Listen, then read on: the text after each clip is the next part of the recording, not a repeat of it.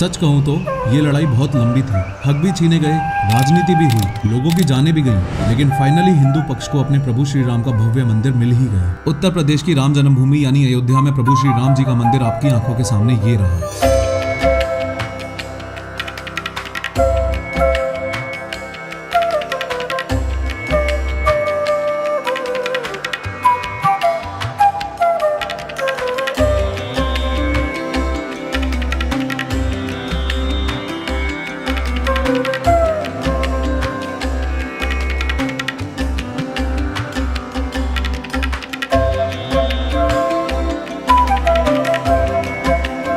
ये भव्य राम मंदिर 70 एकड़ के इस टोटल एरिया में से लगभग इस 8 एकड़ जमीन पर बना हुआ है। लेकिन मुगल बादशाह बाबर के कमांडर मीर बाकी ने जब वहां पर मंदिर तुड़वाकर मस्जिद बनवाया तो उसके बाद फिर से राम मंदिर बनाने का सफर सच में हद से ज्यादा मुश्किल था। सिर्फ 5 मिनट में 3D एनिमेशन की मदद से देखेंगे कि इस 1800 करोड़ रुपए की लागत से बने हुए भव्य राम मंदिर में किस जगह पर क्या क्या है। प्रभु श्री राम की प्रतिमा कहाँ होगी से लेकर जटायु की लोकेशन तक, VIP एंट्री की लोकेशन से लेकर महाबली हनुमान के मंदिर तक, आज सब कुछ इस वीडियो में देखेंगे। लेकिन हर बार की तरह शुरू से शुरू करते हैं। मंदिर के चारों ओर आप ये जो स्ट्रक्चर देख रहे हो ये परकोटा है, यानी एक तरह की सिक्योरिटी वॉल।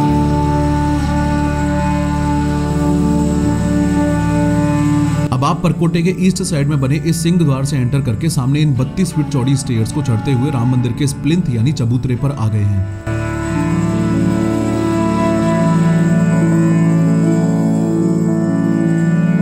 अब देखो, यहाँ से यहाँ तक मंदिर की जो लंबाई है वो है 360 फीट और यहाँ से यहाँ तक चौड़ाई है 235 फीट। और अगर हाइट की बात करें तो यहाँ प्लिंथ से मंदिर के शिखर तक 161 फीट है। एक बात और अच्छे से समझ लो, ये इतना बेस जो आपको दिख रहा है इसी को प्लिंथ बोला जा रहा है और इस प्लिंथ की हाइट लगभग 21 फीट से भी ज्यादा है। अगर सब कुछ हटा के एक एक करके देखा जाए तो ये मंदिर का ग्राउंड फ्लोर है। मंदिर में नॉर्मल एंट्री यहाँ से होगी और मंदिर में VIP एंट्री यहाँ से होगी। नॉर्मल एंट्री करने के बाद सबसे पहले आप यहाँ पहुंचोगे जो है सबसे पहला मंडप, फिर आप आगे बढ़ते हुए यहाँ पहुंचोगे जो है दूसरा मंडप, और फिर आप और आगे बढ़ते हुए यहाँ पहुंचोगे यानी तीसरे मंडप के जस्ट नीचे।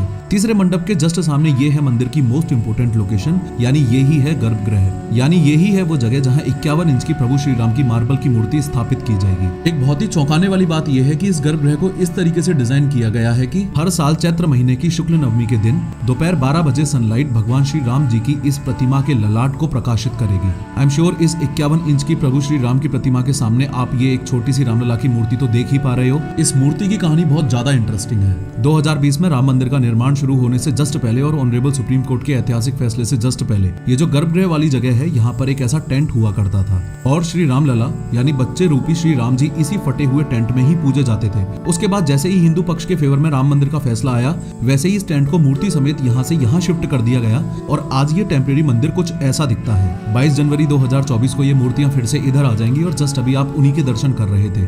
दर्शन करके आप इस गेट से एंटर होते हुए परिक्रमा करते हुए इस गेट से बाहर निकल जाएंगे और फिर तीसरे मंडप के लेफ्ट साइड में ये जो गेट है यहाँ से होते हुए आप मंदिर से एग्जिट कर पाएंगे। दूसरे और तीसरे मंडप के बीच में ये गेट्स और दीवारें हैं, लेकिन VIP एंट्री वालों के लिए सबसे बड़ा एडवांटेज ये रहेगा कि वो डायरेक्टली तीसरे मंडप में ही एंट्री ले पाएंगे। यहाँ थोड़ा सा पीछे आकर देखा जाए तो दूसरे मंडप में दोनों साइड से होते हुए सीढ़ियां सीधा फर्स्ट फ्लोर पर जा रही हैं। ऐसा माना जा रहा है कि ये सीढ़ियां दिसंबर 2024 तक लोगों के लिए खुलेंगी और फर्स्ट फ्लोर एक्सक्लूसिवली प्रभु श्री राम के परिवार के दर्शन के लिए होगा। मंदिर से बाहर आकर दिखाऊं तो ज्यादा उम्र वाले और डिसेबल्ड लोगों के लिए दो बहुत अच्छी सुविधाएं की गई हैं। सबसे पहली तो ये कि परकोटे के वेस्ट साइड में यानी गर्भगृह के जस्ट पीछे मंदिर में जाने के लिए यहाँ लिफ्ट लगाई जाएगी और दूसरी ये कि मंदिर के ईस्ट साइड में ये जो सीढ़ियां हैं उनके साइड में ऐसे रैंप्स बनाए जाएंगे। एक बात आपको ये भी अच्छे से पता होनी चाहिए कि श्री राम मंदिर के मेन स्ट्रक्चर को बनाने के लिए आयरन या सीमेंट का यूज किया ही नहीं है, बल्कि राजस्थान के बयाना तहसील के बंसी पहाड़पुर गांव के पिंक सैंडस्टोन्स के बड़े बड़े ब्लॉक्स को ऐसे आपस में फिट कर करके ये मंदिर बनाया गया है। इनफैक्ट पिलर्स भी ऐसे ही बनाए गए हैं और इस मंदिर में टोटल 366 पिलर्स हैं।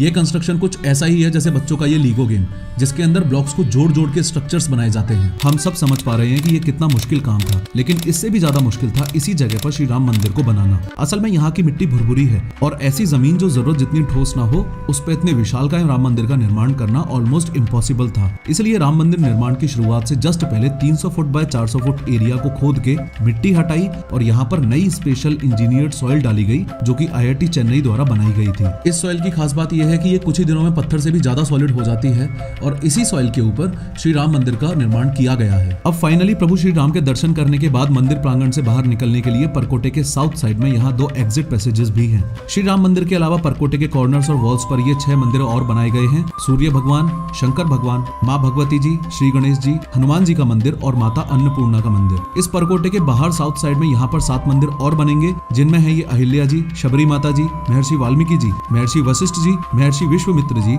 महर्षि अगस्त्य जी और निषाद राज जी के मंदिर। इसके अलावा जटायु महाराज की प्रतिमा श्री राम मंदिर की ओर देखते हुए इस कुबेर टीले पर स्थापित की गई है। खैर, इस वीडियो में मैंने बताया है कि डॉन दाऊद इब्राहिम ने गुलशन कुमार की हत्या कैसे की थी। क्लिक करो और जरूर देखो।